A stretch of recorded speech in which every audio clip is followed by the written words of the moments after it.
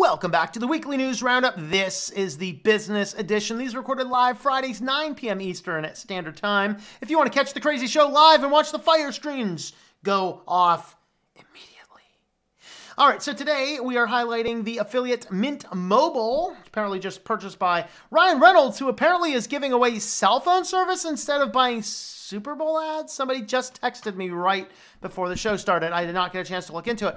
But anyway, I actually personally switched my phone to Mint Mobile. It's going to save me over $500 per year to switch over to Mint Mobile. So definitely have a look at it. It does use T-Mobile's network. So as long as T-Mobile's going to work, Mint Mobile is great. You can pick up your plans in either 3 gig, 8 gig, or 20 gig increments. You can always buy extra data. And they're so cheap because you buy them 3 months at a time. So I can actually buy, since I only use half a gig of data a month anyway, I'm going to end up buying an entire year of 3 gig data for $180 for the entire year.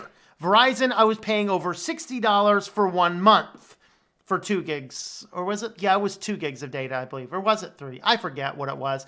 Anyway, Mint Mobile's a better deal for me. Infinitely cheaper, works just as well. And I did carry around a Mint Mobile next to my Verizon phone for an entire, 2 months before I made that decision. So definitely check out Mint Mobile. TLM.li/MM gets you to my affiliate link for that. With that, let's go ahead and jump on into the business news.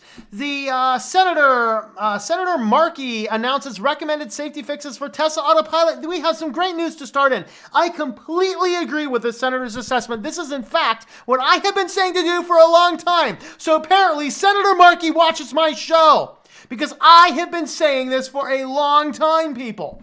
The first change he suggests: change the stupid name, because autopilot means that it drives itself. Autopilot. When you attach autopilot on an airplane, it flies the airplane. You can legit fall asleep. Okay? On a Tesla, autopilot does not automatically drive the car. You can't fall asleep despite a whole lot of morons driving down the interstate at 85 miles an hour while their Teslas are driving, and and that causes a Tesla to go shooting off down the off-ramp, shoot through a red light at 85 miles an hour, T-bone cars, and kill people. And Tesla should be held criminally liable for those types of accidents. If autopilot has been engaged, Tesla should be held criminally liable for damage their vehicle has done, period.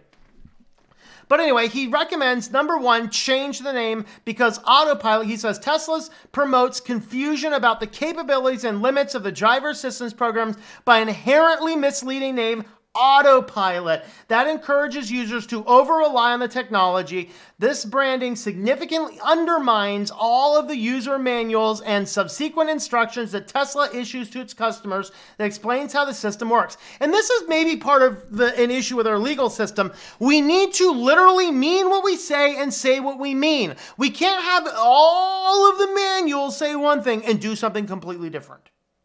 But there's too many loopholes like that. He also says they've attempted to prevent drivers from circumventing autopilot safeguards by upgrading its steering wheel torque and monitoring to require human interaction, and to deactivate when there's too little or too much torque applied. These measures should help defeat. So in other words, we need to have more driver feedback to make sure somebody's actually using it appropriately. Kudos to you, Senator. I forget what state you're in. Democrat from Massachusetts. You have my kudos. You have my thanks. Thank you for bringing attention. And I hope that this goes through and that Tesla listens. This is a good thing that needs to happen. Kudos to you, Mr. Senator. All right. Now Apple is planning to make Macs even harder to repair. I mean, they're already practically impossible. Now they're trying to plan to build a Mac that uses a single piece of glass. Really? Really, bro? I need to fix something in there. Sorry, you can't break the glass. Case of emergency, break the Mac. A radical new design. Like, is this a computer system that people actually want? It looks ugly as sin to me. Single piece of glass. Oh, it's the computer of the future. It's like Star Trek. Never mind. I was going to go somewhere else. But anyway, folding displays are all the rage these days. We've seen many tech companies release or announce their own gadgets, utilize technology. There's a Lenovo new ThinkPad, Samsung's Galaxy Fold, and Huawei's Mate X, to name a few. However, folding displays aren't radical enough for some Apple engineers. So basically a curved Mac design built from a single sheet of glass. An L shaped at the bottom portion to hold a keyboard and touchpad. Wow. Wow. Do people legit use touchpads anyway? I mean, I guess some of you younger guys do. But, I mean, this just guarantees a Mac that is pretty much impossible to repair. You know, just what Apple's trying to do. Completely trash all repairability. How dare you? How dare you? I mean, come on. Make the stuff at least easier to repair. For the love, Apple. Come on. For the love. All right. Scroll makes hundreds of websites ad-free for $5 a month. I'm not a customer of this, but I think it's a great plan.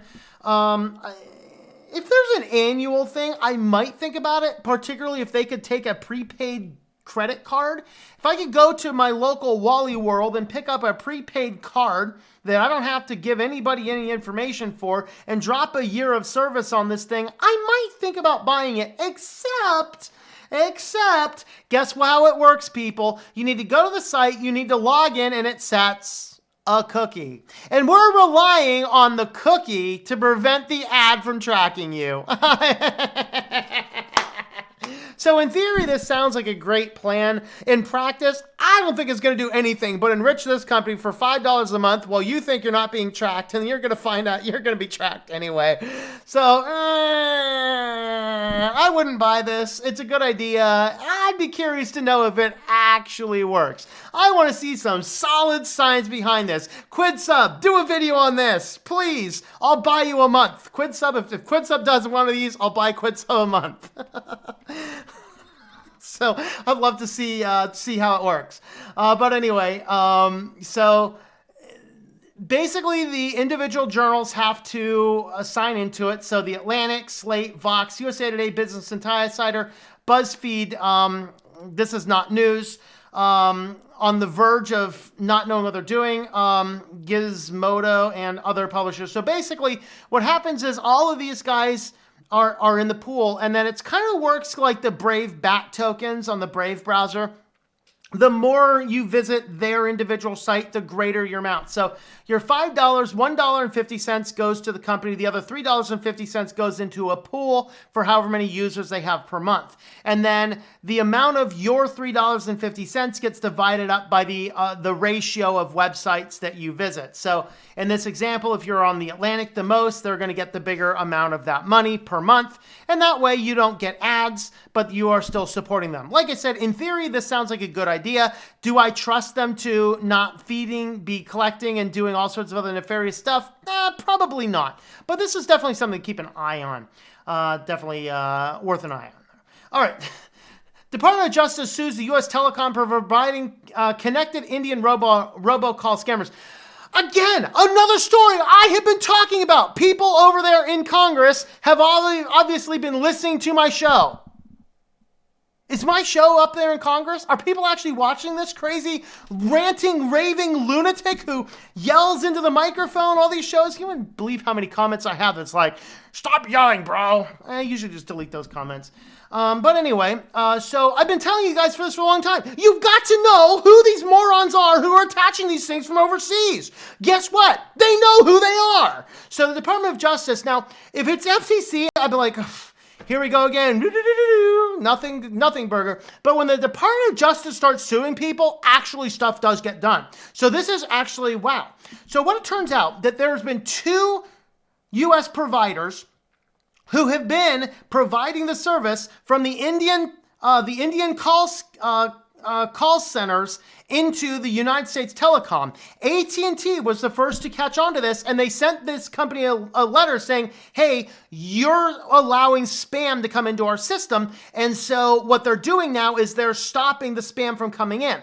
Like they should have been able to stop the spam coming in, but they said, we're making money on this. They connected over 720 of those spam calls in just 23 days. So all of these calls are, your warranty is about to expire, or we are the IRS, or if you don't answer this phone, we're going to send you to jail, blah, blah, blah, blah, blah. All of these guys, all basically connected through two companies. The Department of Justice is now suing them for quite a bit, actually. And they're like small operations. So it's like a single guy is pretty much getting the brunt of all these guys.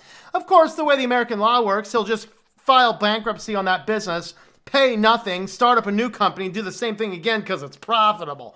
So that's the type of behavior we need to close down. Here's the way you do it. If you are involved in a company like this, like the SEC needs to get involved. You get involved in a company like this, you should be barred from ever being part of an LLC for at least 10 years, maybe. That's going to stop some crime. And then all of your assets seized anyway because your company that you are directly liable for was engaged in fraudulent activity. Do that, we might actually see America clean up. It's too profitable. But anyway, so hopefully this will actually stop some of these things going down. And if these guys are successful at really suing these guys for a lot of money, it will probably prevent other people from doing similar things. All right, so MoviePass is deader than ever as the company the company's parent officially goes bankrupt. Now, one of the things that they're mentioning in here is that they were collecting monthly fees up until the day they closed down. And so what is going on is that the company may, according to legal analysts, owe over $1.2 million to customers. Of course, what's going to happen is that the CEOs are going to get a golden parachute. They're going to leave the company burning as they jump out with billions of dollars in cash, and then the customers will get nothing from it. That's probably what's going to happen. But anyway, it's a Chapter 7 bankruptcy. So there's Chapter 7, there's Chapter 11. And Chapter 7 is a restructuring, and Chapter 11 is a total wiping out. So this is basically a restructuring bankruptcy, meaning that they are going to have to put together a plan to pay back the customers for the money that they probably inappropriately took. So there is what we have going on there. On to our feature story, under $50 a night. No, the hotel's not under $50 a night, but Atari has announced the plans to build a world-class video game Atari Hotel in Phoenix, Arizona. Who now is planning a trip to Phoenix? Let me know in the comments. Are you planning a trip to Phoenix, Arizona to stay at the luscious, amazing, Atari-themed hotel? That's probably going to be a lot more than $50 a night, by the way. I just threw that in as a tip of the hat to all you older guys who know exactly what I'm talking about. And you young guys are like, what's he talking about? $50 a month? Why don't y'all explain it to him in the comments down below? But anyway, so Atari, one of the world's most iconic consumer game brands and entertainment producers, today announced a deal with GSD Group, a leading innovation and strategy agency led by the founder Shelley Murphy, and a partner with Napoleon Smith III to acquire rights to build video game-themed Atari hotels in the United States, with the first location breaking in Phoenix, Arizona. There's another one planned in Las Vegas, I believe. And basically, you go into the hotels and there's a lot of, basically gaming consoles, VR type stuff. There's a lot of cool stuff in there. Very interesting. Let me know. Would you guys stay at the Atari-themed hotel, even if it's more than $50 a night? Let me know in the comments down below.